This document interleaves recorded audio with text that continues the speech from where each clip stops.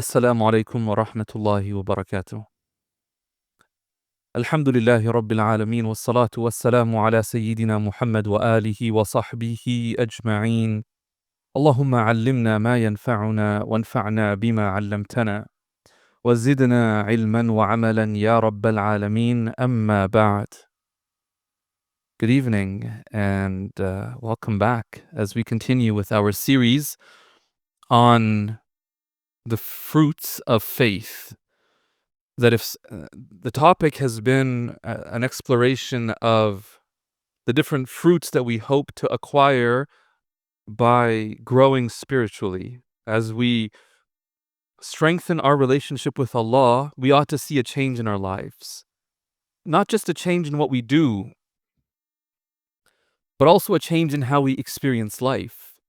A change in the qualities that we possess. Life can be challenging at times. It can be nerve-wracking, anxiety-inducing. Spirituality really should help with alleviating that stress and that difficulty, if done properly. And if we're not seeing the fruits, we have to pause for a moment and say, are we planting incorrectly? Are we failing to nurture the seeds of spirituality? And it will take time, but we ask Allah subhanahu wa ta'ala to really grant us these fruits experientially in our lives. In the Quran, as you go through the Quran, you'll notice Allah tells the stories of the prophets. And the stories of the prophets serve many purposes, among which Allah mentions one to be strengthening the hearts of believers. وَكُلًّا نَقُصُّ عَلَيْكَ مِنْ أَنْبَاءِ الرُّسُلِ مَا نُثَبِّتُ بِهِ فُؤَادَكَ. Allah says all of the stories of the prophets that we relate to you, we do so that we can strengthen your heart. This verse was revealed to the Prophet Muhammad sallallahu alaihi wasallam. That's actually, I think, really, really fascinating, because despite being the Prophet of God, Allah knew that he would benefit from some comfort and reassurance, despite being the Prophet of God. And that's why someone who is, really making an effort to get close to Allah, if they're struggling, it's not a sign of something wrong with them. This is part and parcel of what it means to be human, is we will experience ups and downs. And sometimes it can feel like the downs don't seem to come to an end. It's just down, down, down. But this verse reminds us that the stories in the Quran serve the purpose of strengthening our hearts, reassuring our hearts. There's a whole chapter dedicated to the mother of the Prophet Jesus, Isa alayhi salam, Maryam. And at the very beginning of the chapter, Allah subhanahu wa ta'ala speaks about the Prophet Zakaria. That's how he begins the chapter. And it's really interesting because Allah subhanahu wa ta'ala says, ذِكْرُ رَحْمَةِ رَبِّكَ عَبْدَهُ زَكَرِيَّا, that what is to follow in the next page and a half or so is a reminder of Allah's mercy to his servant Zakaria. Allah says, إِذْ نَادَى رَبَّهُ نِدَاءً خَفِيًّا. Remember a time when he called out to his Lord privately. What did he say? Allah shares his words. قَالَ رَبِّ إِنِّي وَهَنَ الْعَظْمُ مِنِّي وَاشْتَعَلَ الرَّأْسُ شَيْبًا. He describes himself. So the Prophet Zakaria, just imagine this. He's got his hands up, he's making dua. And even before he begins to ask, he presents his state. He says, Ya Allah, my bones have become brittle. They've become weak. Essentially highlighting to Allah his old age. Oh Allah, I've become quite old. وَاشْتَعَلَ الرَّأْسُ شَيْبًا. And ishta'ala means for something to go on fire. He's saying, my head, meaning my hair, it's like it's on fire. in that there's black hair, there's little gray hair, there's some white hair. It's like a mixture. وَاشْتَعَلَ الرَّأْسُ شَيْبًا. And then he says something that's just really fascinating. He says, وَلَمْ أَكُمْ بِدُعَائِكَ رَبِّ شَقِيًّا. He says, Oh Allah, I've never been disappointed in making dua to you, oh Allah. Let's pause. The Prophet Zakaria is making dua. And if we read on, we find out he's making dua for a child. He's reached old age and he has not had a child. And you can imagine how many times he's made this dua throughout his life, no? Think about parents that are, hoping to have children. They make dua, they make dua. They tell everybody else, hey, can you make dua? Can you make dua? It's a concern. It's a worry. How many times he must have made this dua? And now he gets to a point and he's making dua. And what does he say? Ya Allah, I've never been disappointed in your dua. How? Why would he not be disappointed? Whatever he's probably even been making dua for all along up until now, he hasn't received it. That's why he's making dua. And yet he says, Ya Allah, I'm not disappointed in the dua. Let's pause for a moment to try to understand why that might be. Because many of us, we might be disappointed. That I've been making dua, I have not received what I wanted. It's a little disappointing. The Prophet Zakaria, if we understand how he's viewing the situation, he doesn't see acceptance as being restricted to merely receiving what he wants. He understands acceptance as Allah's blessing him with whatever was khair for him. Meaning what? I've never been disappointed. Meaning you've always given me what was khair. It may not have been what I wanted, but it was khair. And he saw it that way, which is why he's able to put up his hands and say, Ya Allah, you've never let me down. You've never let me down. Meaning what? Meaning I've asked for certain things, you didn't give me them, not because you just wanted to deprive me, but because in your infinite wisdom, there was khair in not giving it to me at that time. And that was his belief in Allah's decree for him. This requires something though. Because some of you might say, well, that sounds really nice, Shaykh, but that's a prophet. Me? No, it's kind of hard to do that. What does it require for someone to have this perspective where they're asking Allah for something in particular? Allah does not give them what they're asking for in particular, and yet they don't feel disappointed. They are at some level convinced that Allah has not let them down. What does that take for a person to have that perspective? Anyone?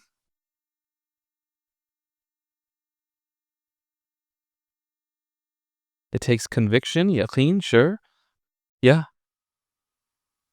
Submission to Allah's decree, yeah. Trust. It takes trust.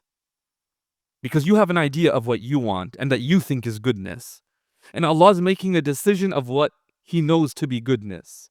You have to trust that His decision is better than your desire.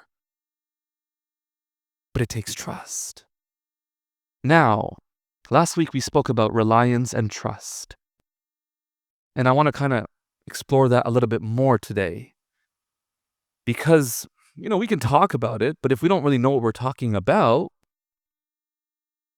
then it's hard to understand why it is that we struggle to trust.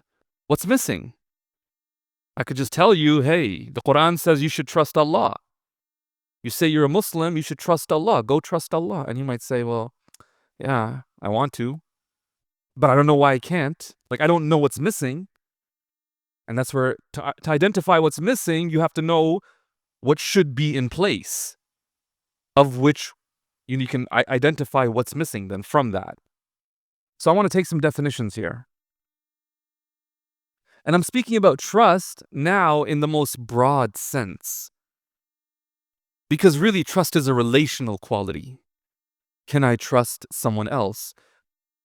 At a certain level, it's also relational to yourself. Can you trust yourself? But, we're going to just keep it broad for now.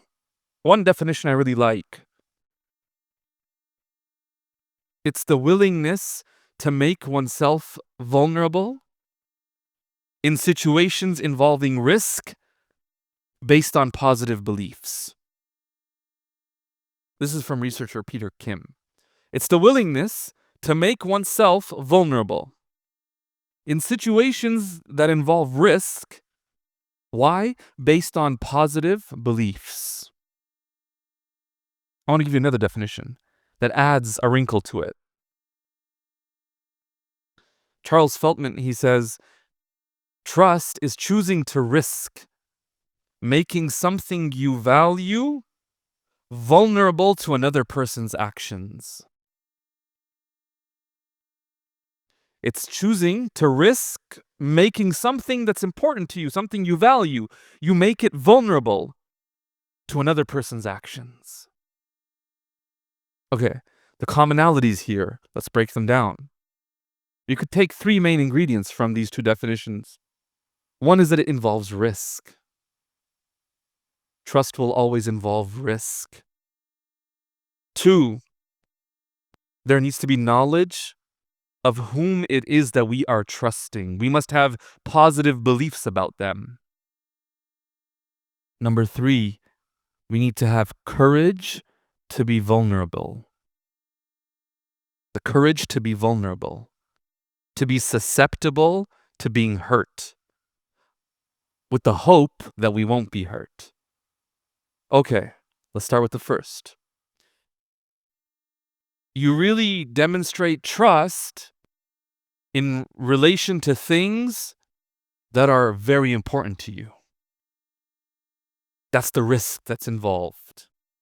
So, the greater your attachment to something, the greater the risk you take in trusting someone with it. So it's not so hard for me to trust you with my pen. Pull out a pen. Hey, do you mind? If you say, can I borrow it? Say you borrow it, and I trust that you'll return it. If you don't return it, I probably won't lose any sleep. Unless there's some sentimental value to it. But, pen's gone. Because the pen's not, I'm not really attached to the pen. It's just a pen. But now, trusting someone with your car, it's a little bit harder. Right? You're looking at them a little bit carefully. And you're saying, wait, why don't you have a car? What happened to your car, right? That you need my car. Like, are you a reckless driver? Do you have tickets? Do you have a license? We start asking a bunch of questions. Because now there's something that we're attached to, something valuable. How do you trust someone with your kids? Oh, that's so hard. I tell you as a parent, that's so difficult. Very challenging. And that's where many parents, they struggle and they fail because they helicopter their kids. They're helicopter parents. Because they can't trust. They can't take the risk. Let my child go and make some mistakes and trip over and fumble, something and drop it and trust them. Recently, I was trying to get my son to carry some food for someone, for my father. I was like, here, I want you to take this upstairs. We've all done that. Huh? That's like a walk of terror. He was like, and I'm just, and my wife was immediately like, no, he'll drop it.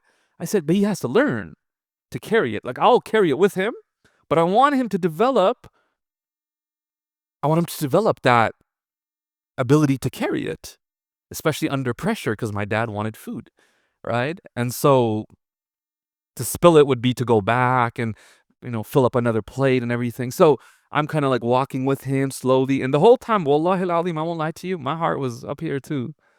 I was like, man, I need to step in at any moment, kind of helicoptering over him. But, we made it upstairs, gave it. And so we love our kids. We love our children. It's hard to risk letting someone else, leave them vulnerable to somebody else's actions. Isn't it? It's very challenging. So the greater your attachment is to something, the more difficult trust becomes. Because the risk in your perspective is greater. Now, what does that say about people who struggle to attach in a healthy manner? What happens to that? It's so hard to trust. Because it's like every little thing, the possibility of giving up something so great in your own eyes, not because the actual issue or person or thing is necessarily huge, but because when we attach so strongly, we value so strongly, there's so much at risk in our own perspective. Okay. That's one thing that we understand, is that it's going to involve risk. One issue with this is we have to always remember that while there's a risk of trusting, like a potential consequence, there's also a potential consequence of not trusting. When we choose to not trust, what ends up happening? In one regard, we feel safe because I avoided that consequence. But you're left with a different consequence. If I protect my children, never let them take any risks. Okay. So they won't go out and harm themselves. So I protected them from that consequence. But I will subject them to a different consequence, which is what? A lack of self-efficacy. They will go through life really believing that they can't do anything. They're helpless. If they ever suffer a minor mistake, they won't know how to come back from it because they've never had to. That's the idea of prepare the child for the path, not preparing the path for the child. Because if you prepare the path, where does the child go? What if the child goes on a different path in life? Or as they walk down the path, then they wander. Or they collapse halfway because they don't know how to traverse the path. You prepare the child. Get them ready to deal with difficulties. Put them in situations where they are a little terrified and scared. But be there with them so that no matter what path comes in life, they're ready to traverse it. It's not that they're not going to fall, it's that they've learned how to stand back up. That's the main point there. So we have to really pause for a moment in our lives and ask ourselves, the risks that I'm not taking because of the consequences that I fear, are they worth it when compared to the consequences of not taking the risks? And this is going to tie into the third ingredient, which is courage, because it takes courage. We now turn to the second ingredient, and this is where I'll probably spend quite a bit of time, because a huge part of trust is not just what it is that you are entrusting, but it's the person, the situation to whom you are entrusting it. How well do you know the person that you are attempting to trust? As believers,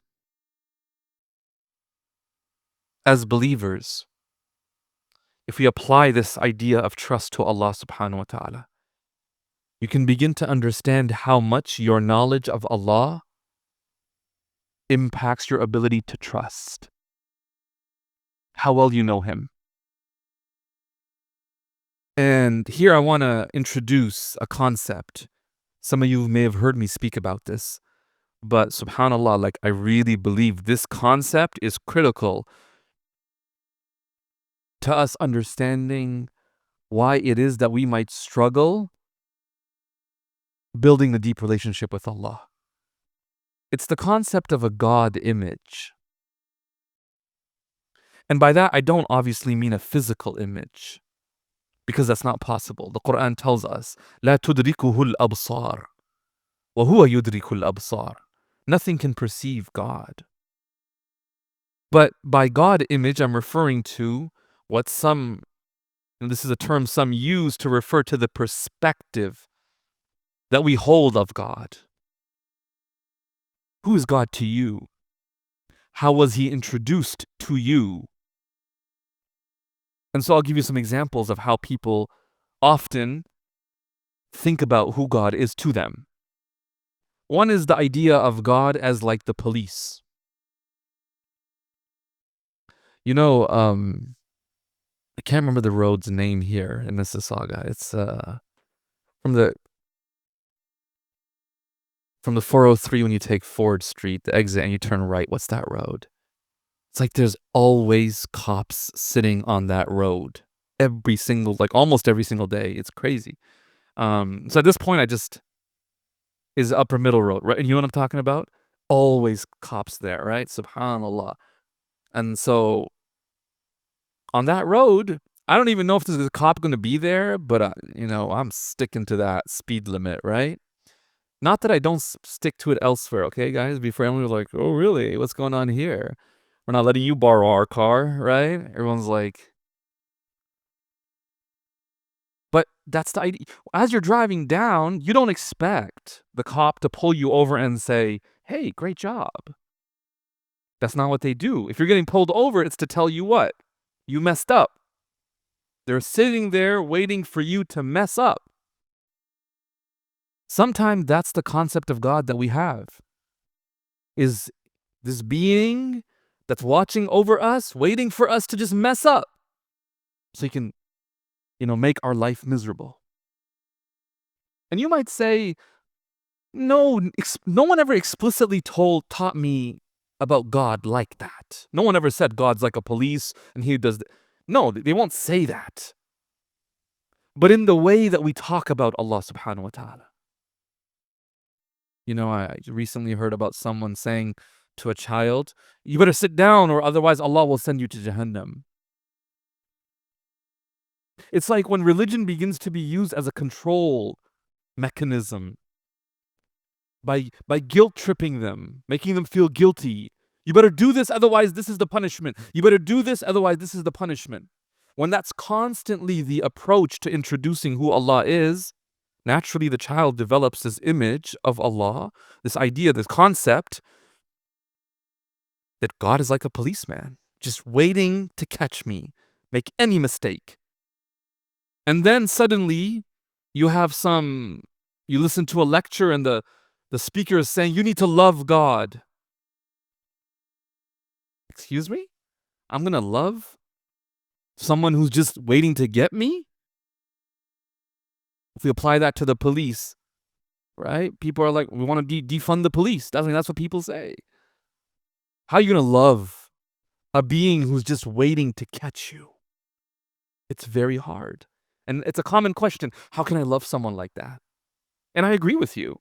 If that's your concept of who Allah is, absolutely you're not going to love him. I don't think it's really possible. And then if that's how you think about Allah, what do you think the Quran is? So Allah is just trying to catch you. He sends down this Quran to tell you what? Do this, don't do that. There's no majesty to the message. There's no comfort. There's no solace. It's just do this, do that, paradise or hell. That's all it is. And then religion just becomes this major obstacle to having any fun or enjoyment in life.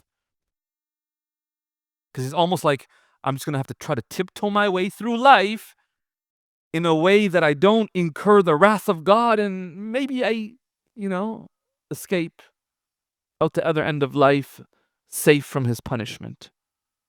That's like the mentality. And then you're told, trust Allah. Trust that one? That concept that's trying to punish me? That's kind of hard. Another concept people have is the concept of Allah as an ATM machine, where make dua, withdraw. Allah, can I withdraw my next dua? Withdraw. And then When we don't get what we don't want, we're disappointed, we develop resentment.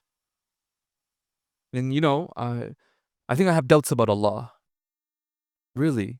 Okay, tell me about Allah. And then they're describing Allah like this. And I say, yeah, well, I have doubts about that Allah too. Because that's not the concept of Allah that I have. That's a whole different being. So what we realize is that what you know about someone is going to greatly impact whether or not you can trust them and whether or not you can love them. Your knowledge of them, key ingredient. And really, that's something that we've been trying to work on now as a Muslim community, is undoing much of the, I would say, harmful ways that people have been introduced to Allah subhanahu wa ta'ala as they were growing up. Now, someone might say, actually, you know what? Growing up, I was taught the 99 names. So actually, I learned quite a bit about Allah. But yet I still find it hard to love Him. How is that possible?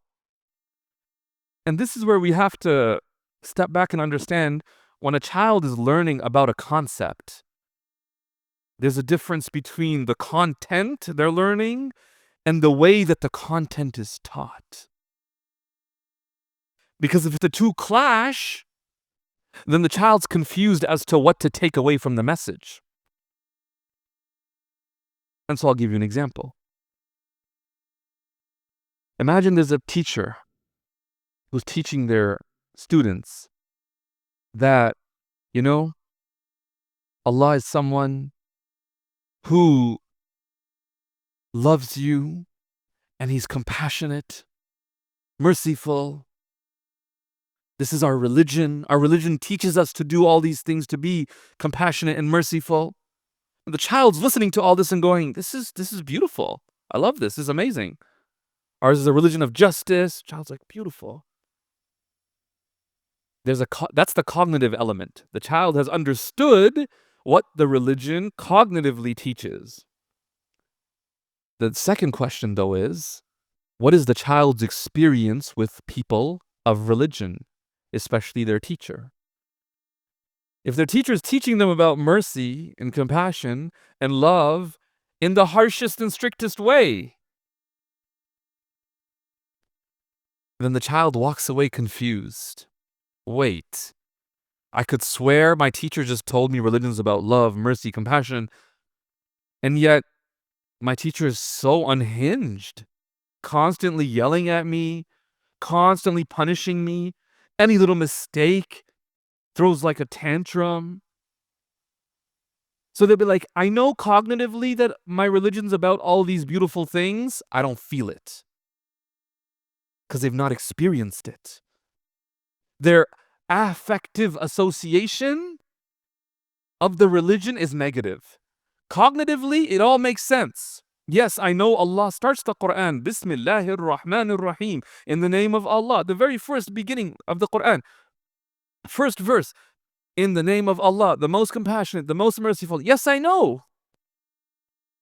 But every time I deal with a Muslim, especially those teaching me the religion, I don't see any love, no mercy, no compassion, no justice.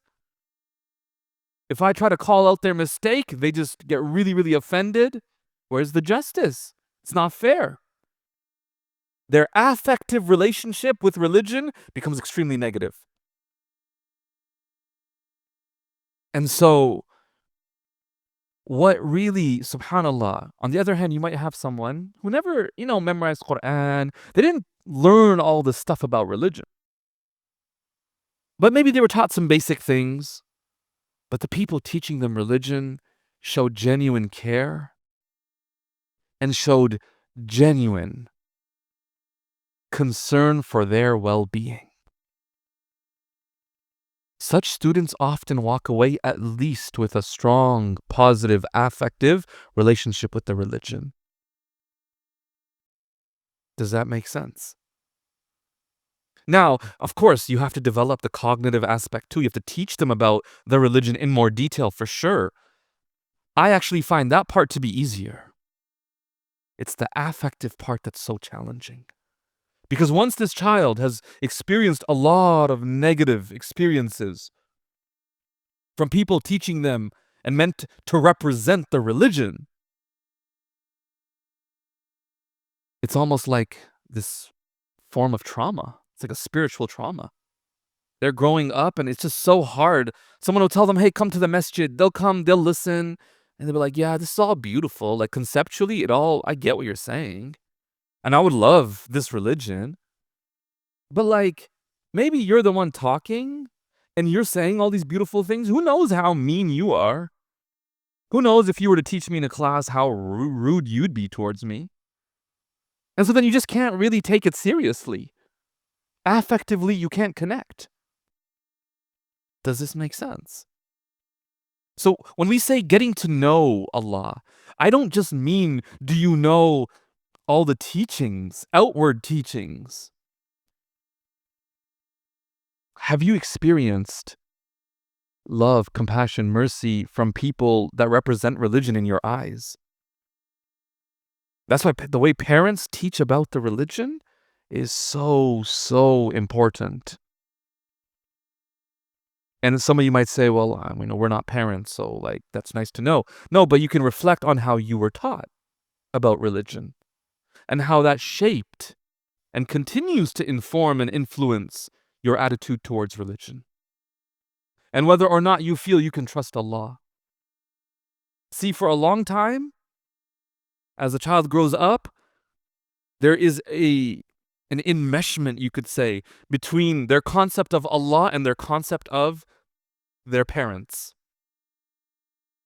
Their parents, the way they treat their child, almost subconsciously at a level, represents God, not as like the creator, but like as the ones who are teaching their child about Allah, that the child struggles to separate the two.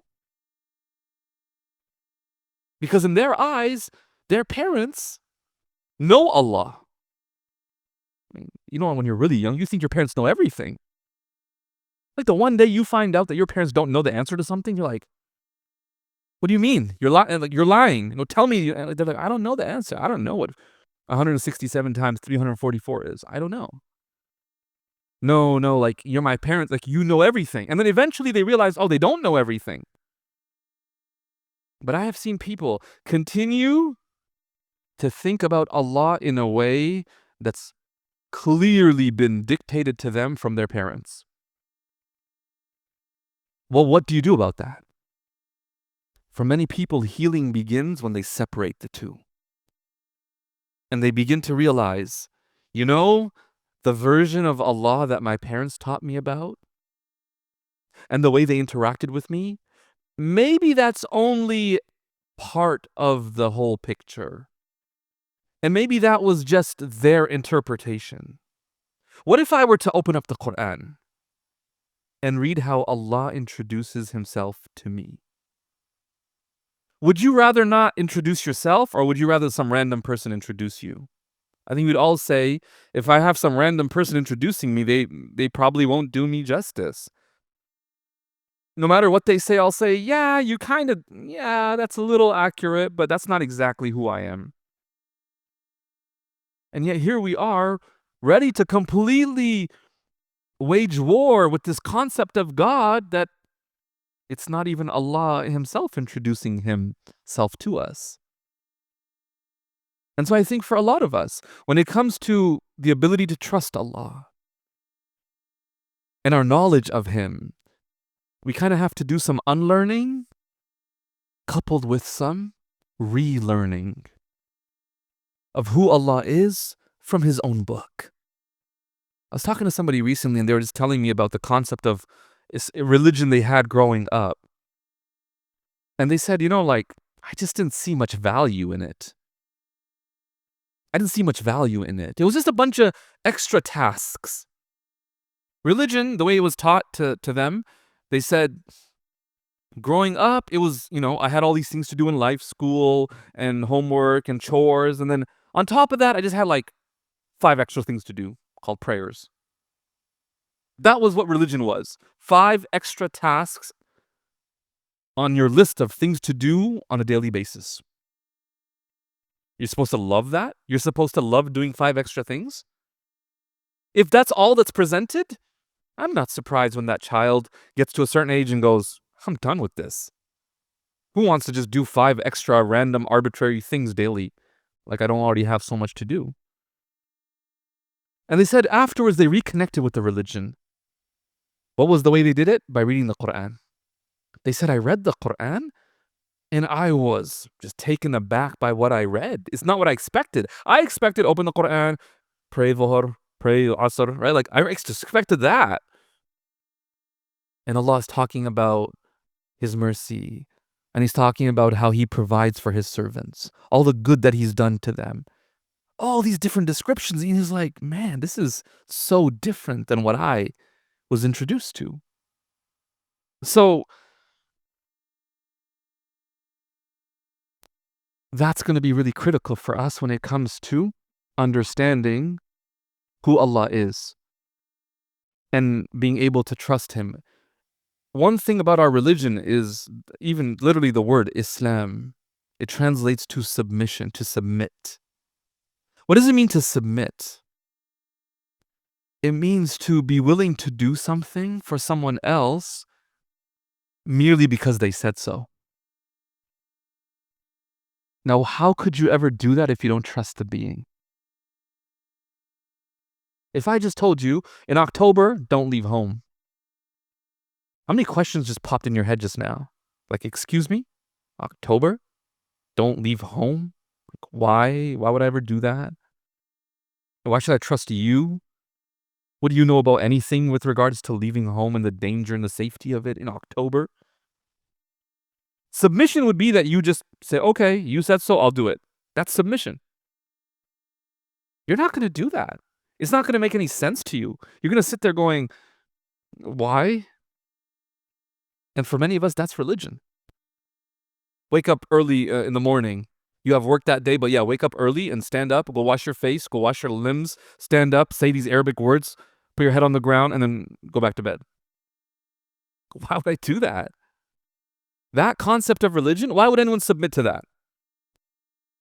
If you don't know the being that's telling you to do it, and how whatever they tell you is not arbitrary, there's a reason to it. And so our religion involves submission. I'm just talking about the actions, but all the decisions that Allah makes, the things He decrees that don't make sense to us, can you trust that whatever He's decreed, even though it's not what I asked for and what I want and desire, I trust there's khair in it, there's goodness in it. To do that, you have to know who Allah is. Okay.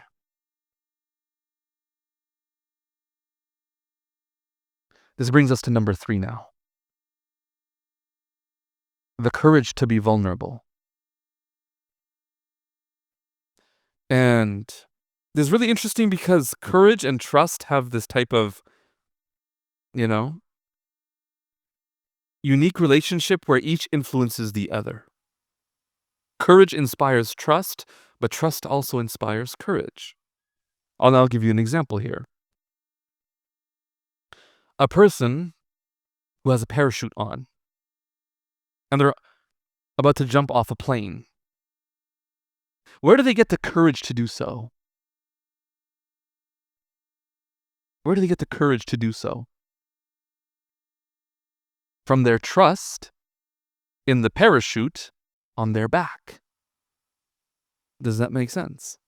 They have a parachute on. They trust that when it releases, that it'll protect them from hitting the ground. That gives them the courage to now do something that most people otherwise would not do, which is jump off that plane. So their courage is inspired by their trust. But why do we trust the parachute?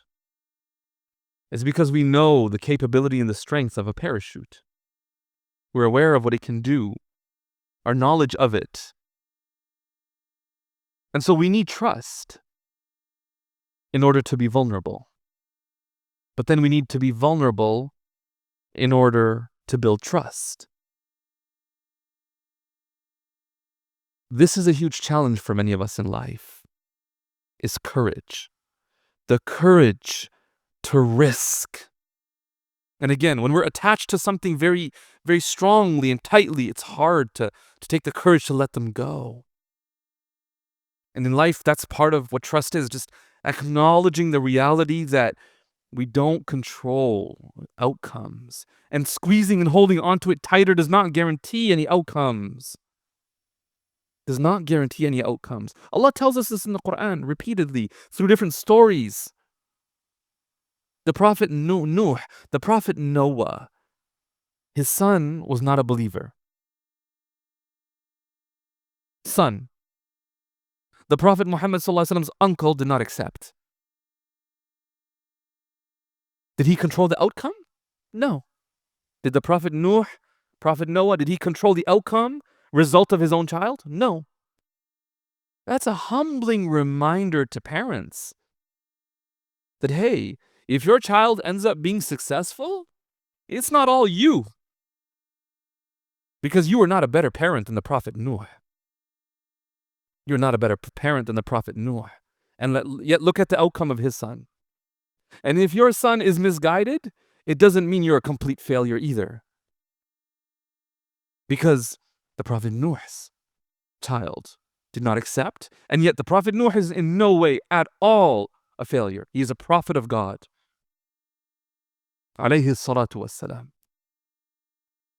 And so our grip on things and this desire to just be in control and guarantee and, force outcomes, what we have to acknowledge as we reflect on our lives is that that's not been serving us well.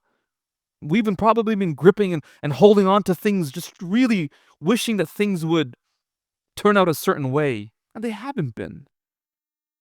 That's a sign. Maybe it's time to start letting go and trusting that as we move forward and we display our trust in Allah and we learn about who He is. And I'm going to talk a little bit more about how we might build that trust with Allah. But as we continue to do that, you start to notice how your own life becomes less burdensome because you're not carrying responsibility for things out of your control. That's what many of us are trying to do. We're trying to carry the responsibility of things that are not in our control. And we're waiting for the certainty to finally make a decision. A certainty that will never come. A certainty that only lies on the other side of the decision.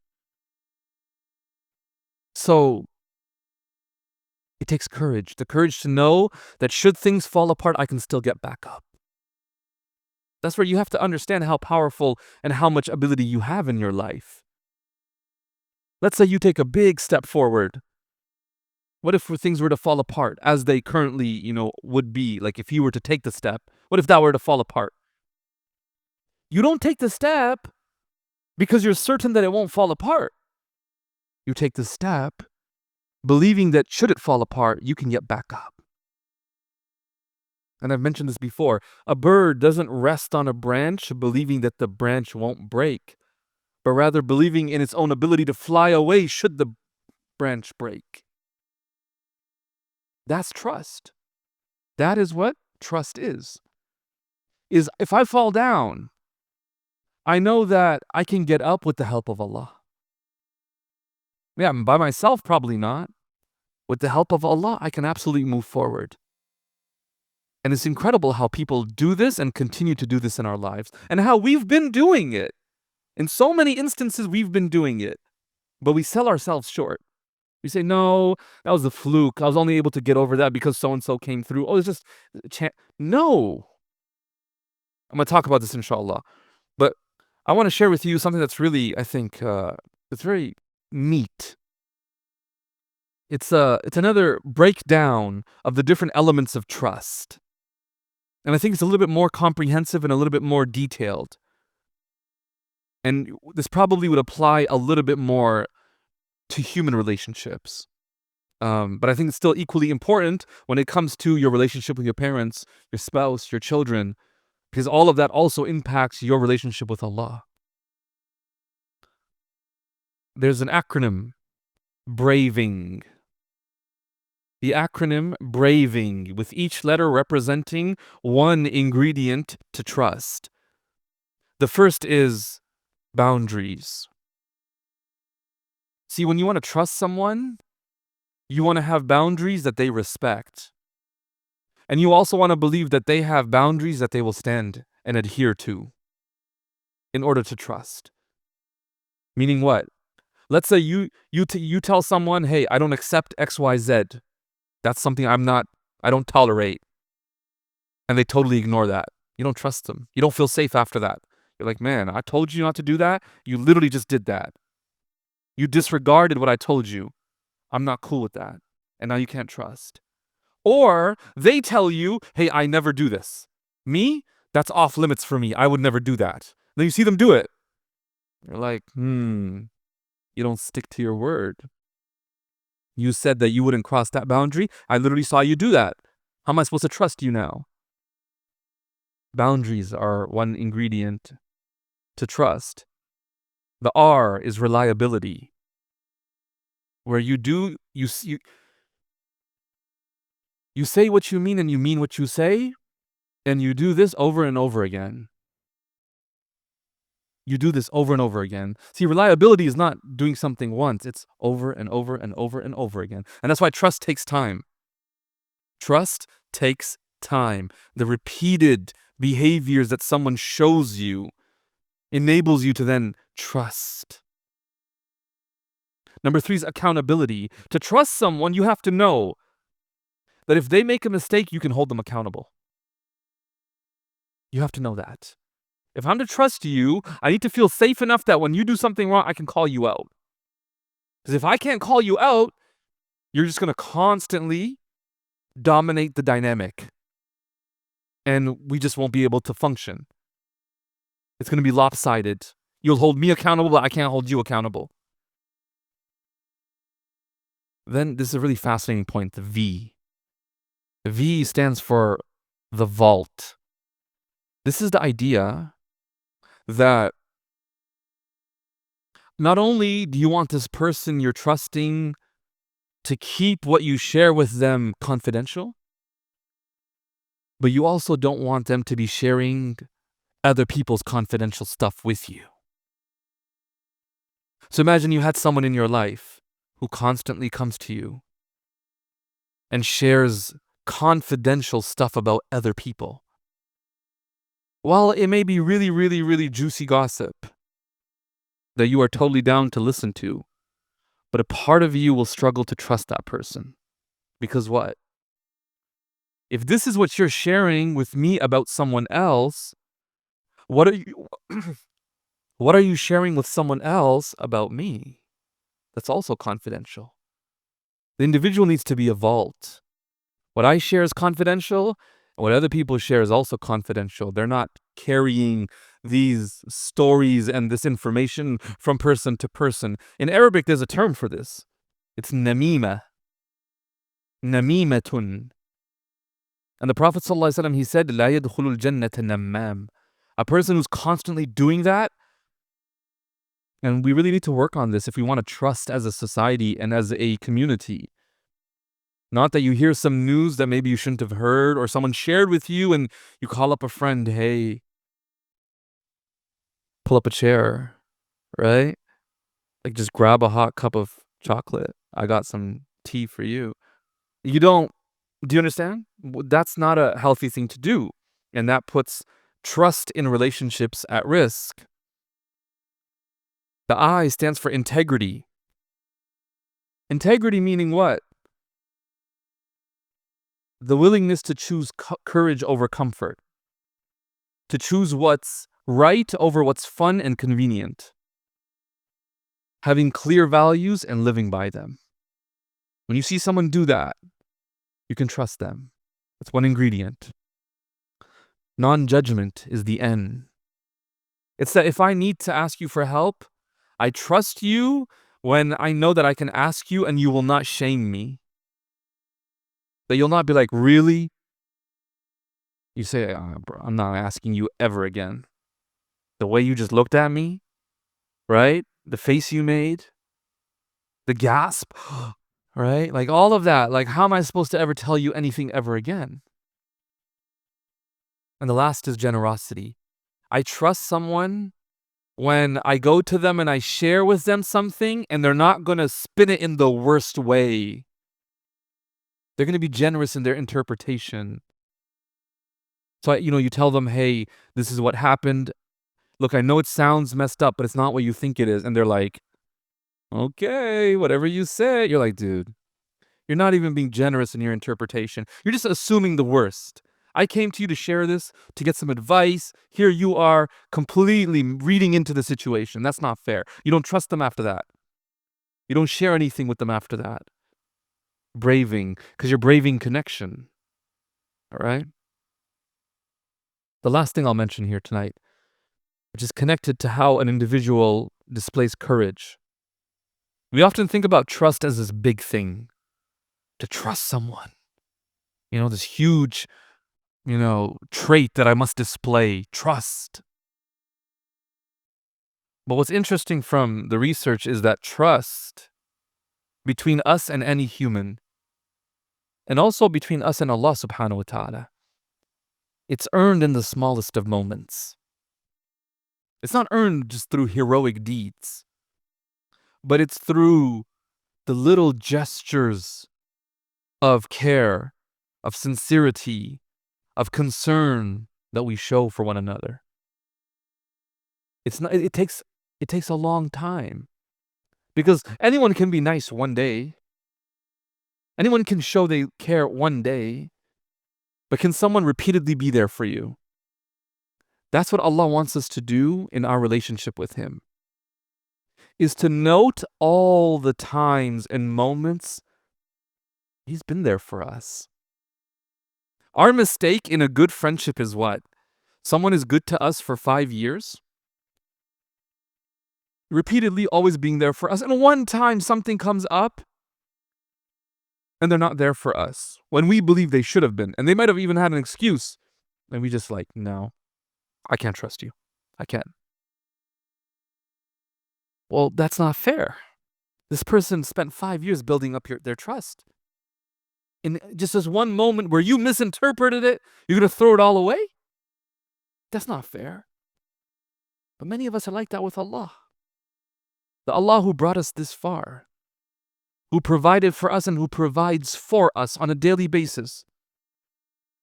Our kidneys are functioning, our liver is functioning, right? We have different joints that are functioning. We wake up and things are working in our body. We have electricity running through the walls. How many different faucets from which water comes out in our house?